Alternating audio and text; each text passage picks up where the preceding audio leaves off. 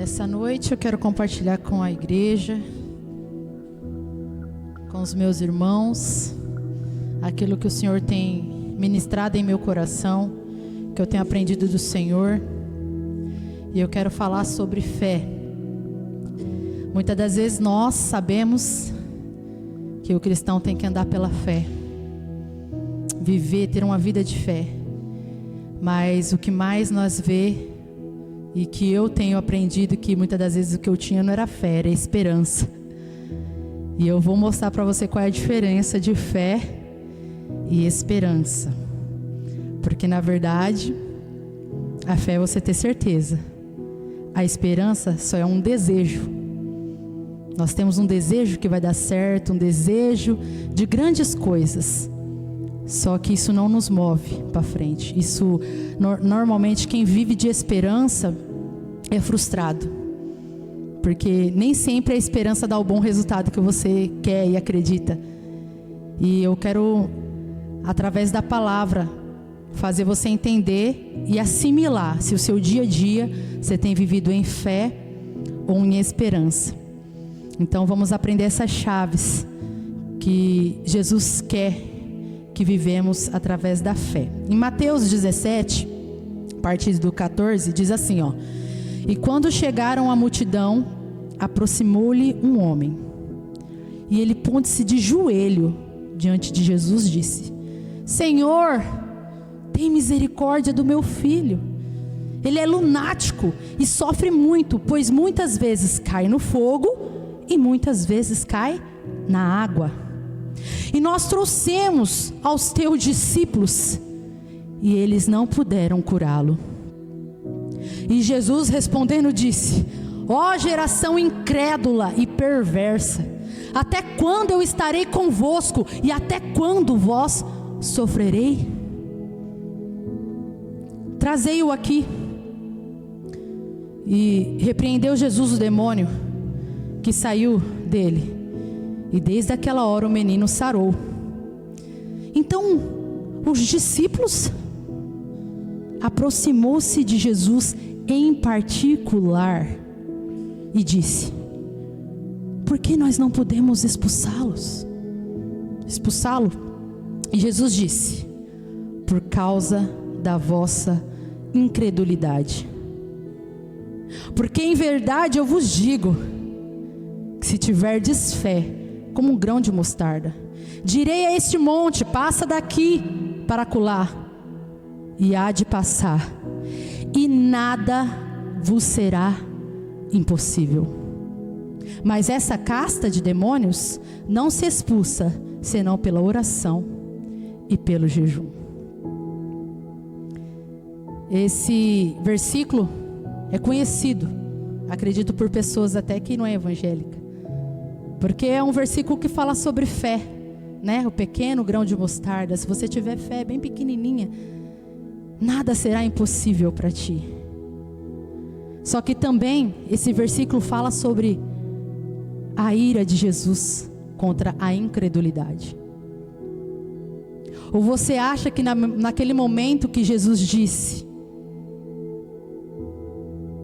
Ó geração perversa e incrédula, até quando estarei convosco? Você acha que foi para o rapaz que veio pedir ajuda? Não, era para os discípulos. Era para as pessoas que seguiam a ele. Os discípulos, eles andavam com Jesus o tempo todo.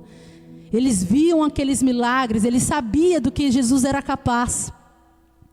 Então os discípulos de Jesus era para ser capaz de expulsar o demônio daquele rapaz, daquele menino. E a intenção dos discípulos era boa. Eles foram lá, tentaram expulsar, porque eles foram ensinados dessa maneira. E o desejo do coração deles era realmente ter conseguido expulsar esses demônios, mas eles não entenderam por que não conseguiu. E Jesus logo disse para aquele rapaz, aquele homem que veio até Jesus e falou: Jesus, tem misericórdia do meu filho, ele está demoniado. Eu trouxe até os seus discípulos, ou seja, eu trouxe até a sua igreja, e nada eles puderam fazer.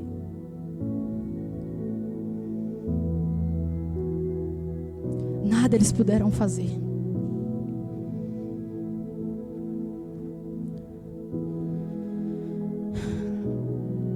E nesse momento, quando ele falou isso, Jesus falou para o homem: nossa, mas você também está com uma expectativa muito alta aos meus discípulos. Eles estão cansados, eles estavam sem mim.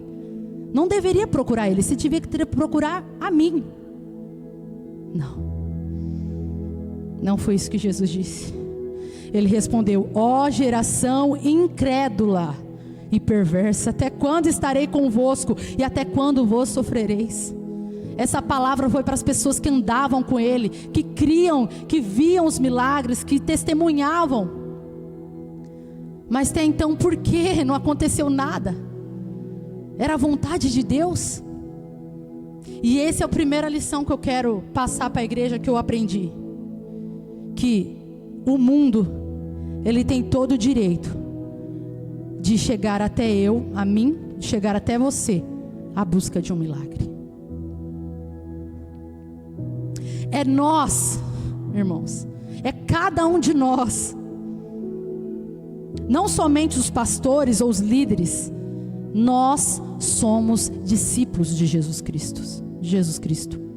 Nós somos a esperança para esse mundo perdido. É através de mim, de você, que vamos apresentar Jesus às pessoas. Mas nós precisamos trazer Jesus para cada uma delas. E quantas vezes pessoas vêm pedir ajuda para nós,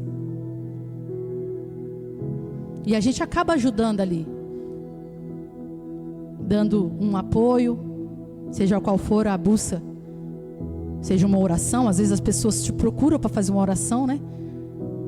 Aí você ora, e depois que você ora pelaquela pessoa, nós somos ensinados a falar: agora vai e busca uma igreja.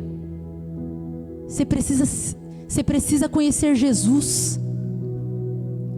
E nós somos ensinados a passar essa responsabilidade para uma igreja. Mas se você parar para pensar, se uma pessoa teve a condição de buscar e confiar em você, porque ele viu quem? Jesus em você. Ele viu uma capacidade de uma pessoa santa. E aí nesse momento que temos que apresentar, porque já está 50% do caminho andado. Às vezes a pessoa não procura mesmo uma igreja, porque muitas das vezes a religião tem tirado esse desejo das pessoas buscarem uma igreja, ou fazer parte de um corpo. Só que no momento que ela busca, cada um de nós, é um momento de você alimentá-la, tanto espiritualmente como fisicamente, curá-la, tanto fisicamente quanto espiritualmente. Temos que estar preparados para ser a mão, para ser a boca, para ser o pé de Jesus aqui nessa terra. Sabe por quê? Porque Cristo é a cabeça e nós somos o corpo. Então, se você não tiver essa palavra para curar, trazer a cura, muitas das vezes pessoas vêm buscar ajuda até nós, e o que nós falamos é mesmo: o mundo está difícil, não tem mais solução para o seu filho, não tem mais solução mesmo, é difícil, irmã, isso que você está passando, meu Deus do céu, só Deus, ainda a gente fala, só Deus, vai orar, vai jejuar, vai buscar uma igreja. Ei, Ele está buscando você. É para você trazer uma palavra de esperança, é para você trazer uma palavra de conforto, é para você dar um direcionamento a partir do Espírito Santo que habita em cada um de nós. Ele está buscando Cristo em você. E quantas das vezes as pessoas buscam a igreja e não conseguem sanar o seu problema? Sai mais frustrado do que quando chegou. Nós somos discípulos de Jesus. Nós somos o corpo. E aonde você estiver, você tem que fazer a diferença. Para de jogar a sua responsabilidade para uma igreja, para uma instituição. Acabou. E se você perceber, cada vez mais está findando a busca por uma igreja, porque tem vários tipos. Tem até a internet que as pessoas ficam assistindo em casa. E você tem que mudar o conceito de que você é a igreja. Eu sou a igreja, eu sou o discípulo de Cristo. Está na hora de colocarmos as mãos e demônios serem expulsos. de milagres acontecer. E a segunda lição, Jesus, ele não ficou feliz com a incredulidade. Em Hebreus 11:6 diz: sem fé é impossível agradar a Deus. Pois quem dele se aproxima precisa crer que ele existe e que recompensa aquele que o busca. E muitas das vezes nós confundimos a fé com a esperança. Você vive desejando algo intensamente com teu coração. Eu sei porque foi Jesus que prometeu, eu sei que vai acontecer. Mas naquele dia, tem dia que você fica angustiado, você fica preocupado, tira a sua paz aquela situação, aquele problema. Mas que fé é essa? Você está vivendo na esperança de que algo vai dar certo, de que algo vai dar bom. Porque a fé faz a gente descansar.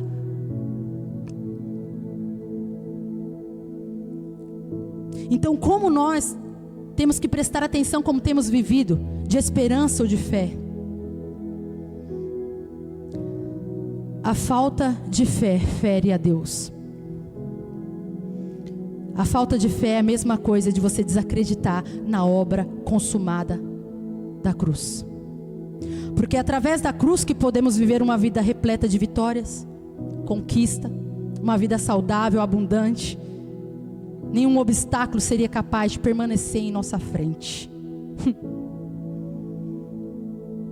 E Jesus disse: por causa de vossa incredulidade, porque em verdade vos digo, se tiver fé como um grão de mostarda, direi a esse monte, passa daqui para acolá, e de lá e há de passar, e nada, irmãos, é nada vos será impossível.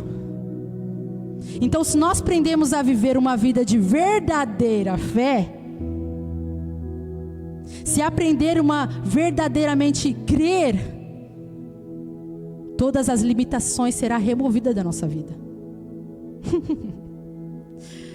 O simples fato de você ouvir isso, e você ouvir e pensar no seu coração: se fosse fácil assim, já mostra o quão incrédulo está o seu coração.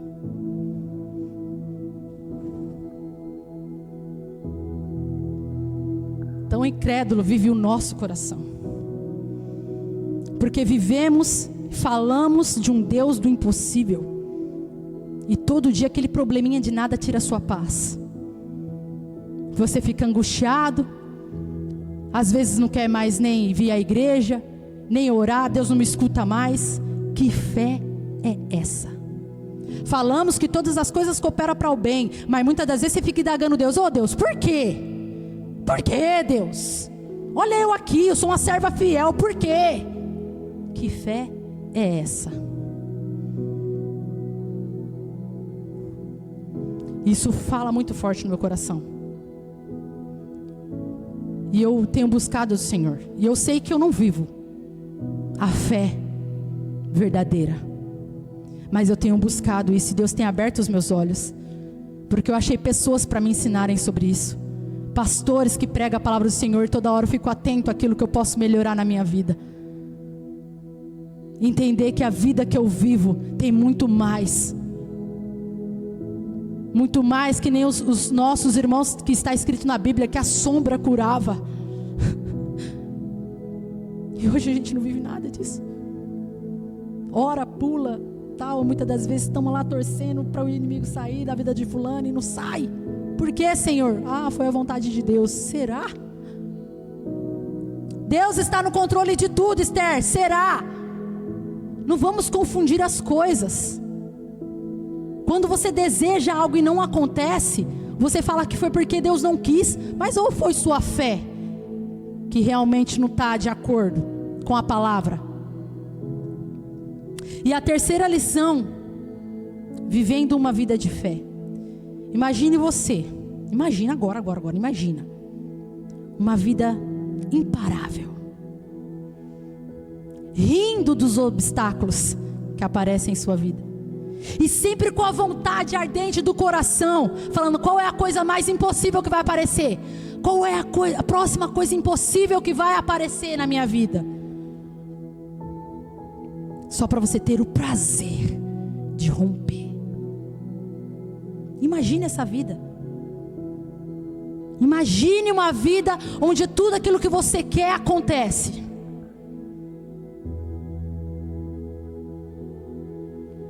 Imagine uma vida que aquilo que você colocar a mão já é seu por direito. Aonde você colocar a planta dos seus pés já é seu por direito. Imagine uma vida que você para de sofrer por pessoas, que está aprisionada a sentimentos. Imagine uma vida que você põe a mão e o enfermo é curado.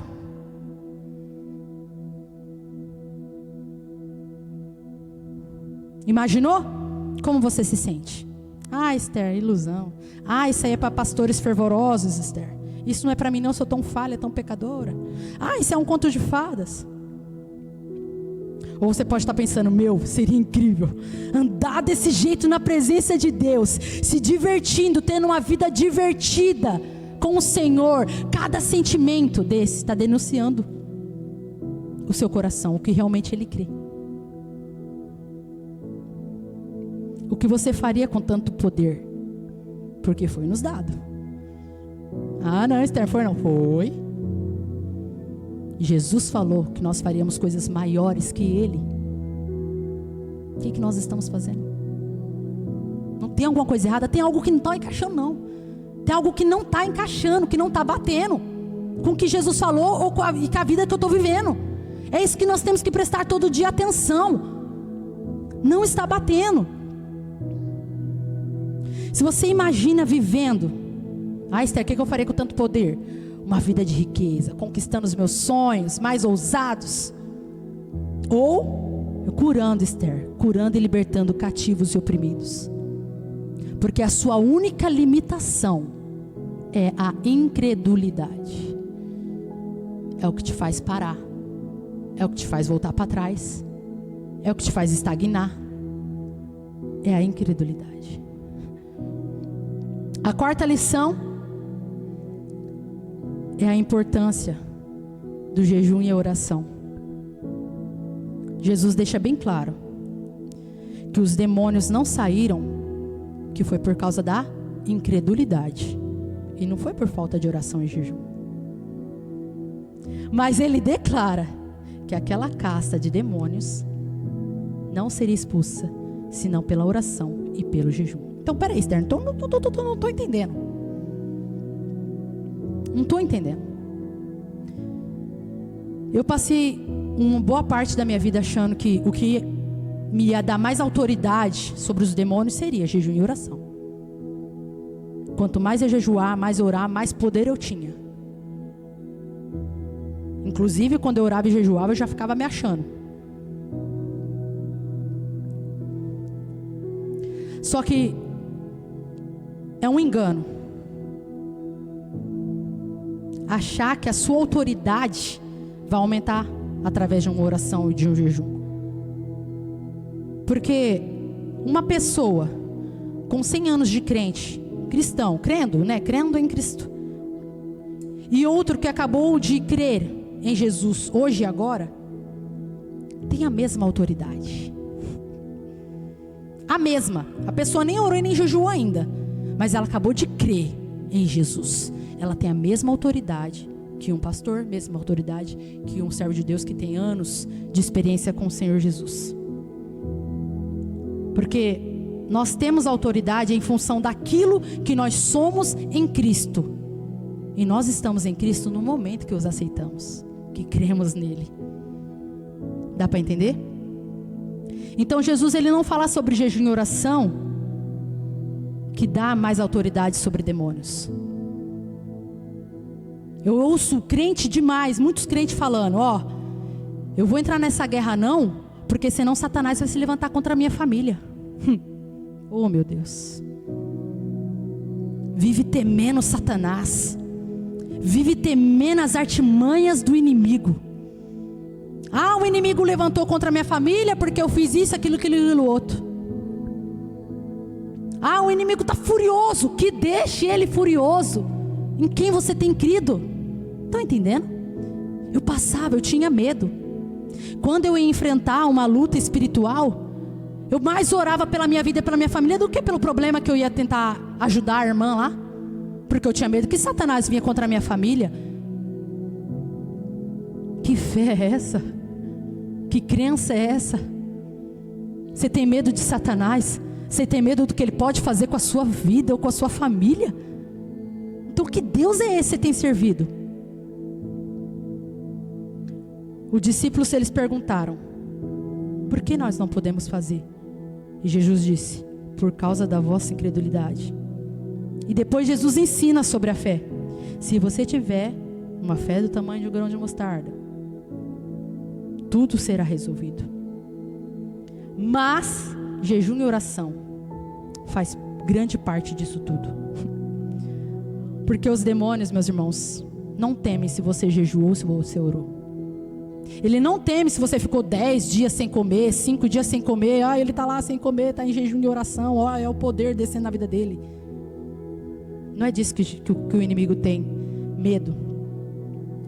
Os demônios, sabe do que eles têm medo? Do que você crê. Se o seu coração crê, todo demônio desse mundo ele vai correr. Então por que ele está falando de jejum e oração? Porque se você orar e jejuar de forma certa, isso vai gerar uma intimidade tamanha com Jesus Cristo, que fará qualquer demônio correr de você. Temos que entender que o jejum e oração é para ter uma comunhão e intimidade com Jesus Cristo, e não para obter ganhos, ou sendo uma atividade religiosa, para mostrar o quão crentes nós somos.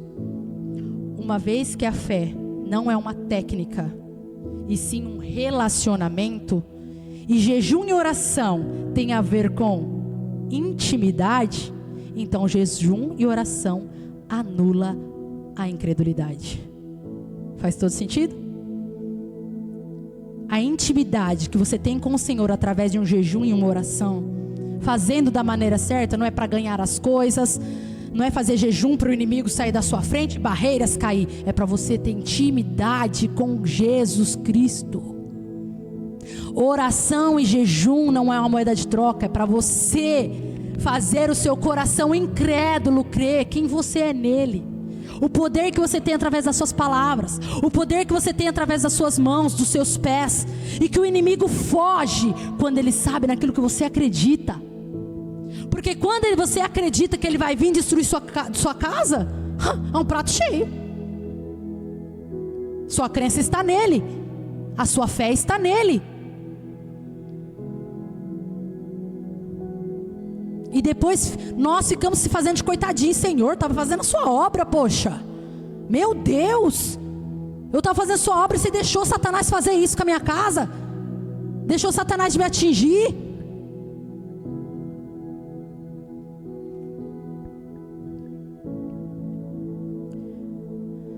Bom, não tem como viver uma vida, uma semana, um mês, um dia que seja na presença do Deus Altíssimo e não ter uma vida transformada.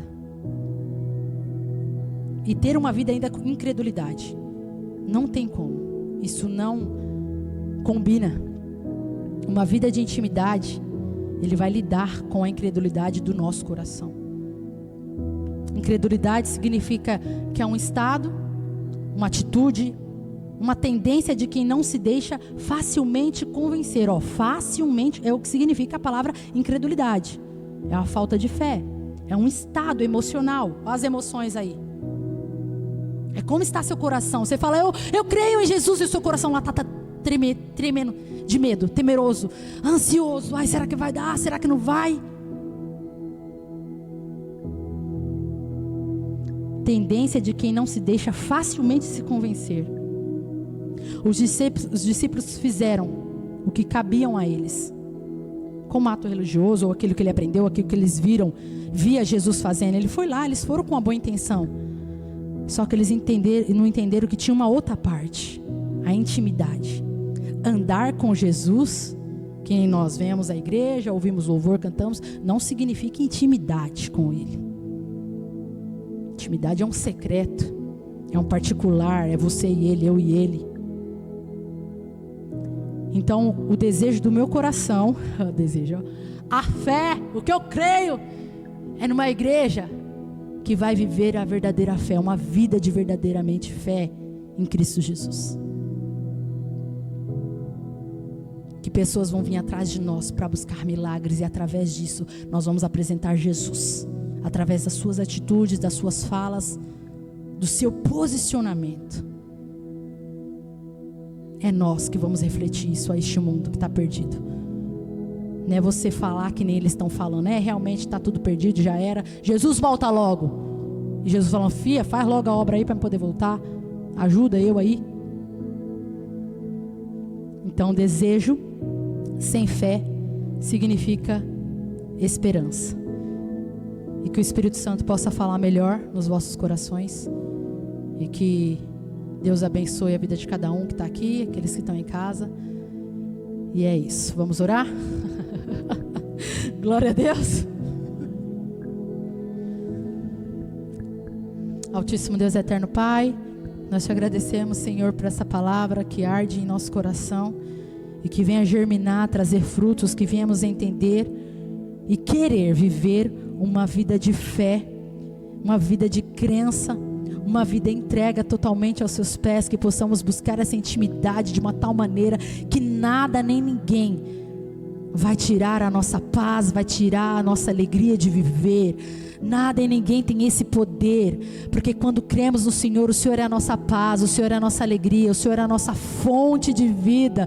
O Senhor nos deu oportunidade, nos dá oportunidade todos os dias para fazer a diferença, para ser feliz, para te agradecer pelo ar que respiramos, o ar que entra em nossos pulmões, o coração que bate com vontade de viver e de viver grandes obras, grandes feitos na sua presença. Viver e andar, ter uma vida de fé com o Senhor, é uma vida que deve ser radical, que deve ser impressionante, que deveria ser divertido, que deveria ser maravilhoso, e todos os dias queremos viver mais o extraordinário de Deus. Então trabalha em nosso coração dessa forma, para que possamos entender que podemos sim ter uma vida plenamente em fé, onde nosso coração descansa, não importa as dificuldades, não importa as lutas, não importa as barreiras, nós vamos ter o prazer de enfrentar problemas, só para ter esse prazer de derrubar e passar por cima. Nós vamos ter o prazer de viver e esperar qual é a próxima dificuldade. Pode vir, porque para mim, com um Deus que eu sirvo, não existe nada impossível. E é isso, Senhor, que eu oro por uma igreja viva, uma igreja eficaz. Nos prepara, Senhor Jesus, para fazer a sua vontade, o teu querer, Pai. Em nome de Jesus nós te agradecemos por tudo. Amém. Amém.